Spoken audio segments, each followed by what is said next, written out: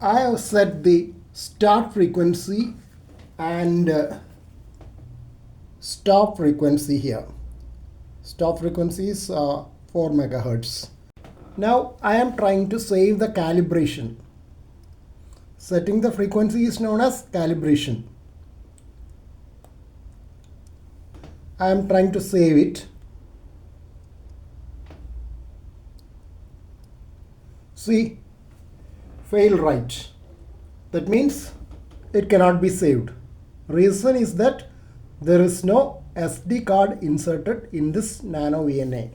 This is a 32 GB MicroSD card. I have opened the package and the card is inside another plastic pouch. This is the reverse side of the card showing the connectors. Now the card has been taken out of the plastic pouch. This is the SD card slot on the lower part of NanoVNA. The SD card has been partially inserted and I am going to press it down. Now the SD card is inside the NanoVNA. Now I am going to save the calibration. Save to SD card.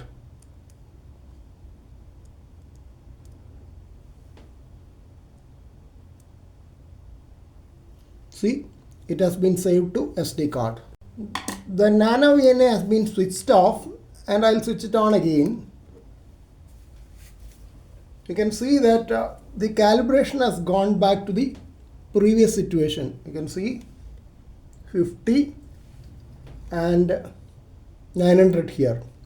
So you can load the calibration saved in the SD card.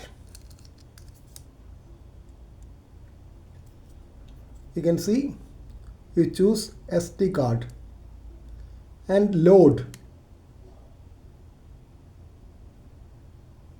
calibration.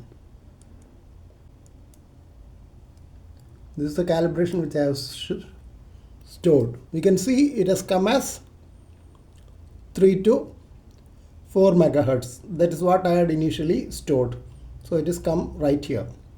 So that's how you store information in the SD card and load it back.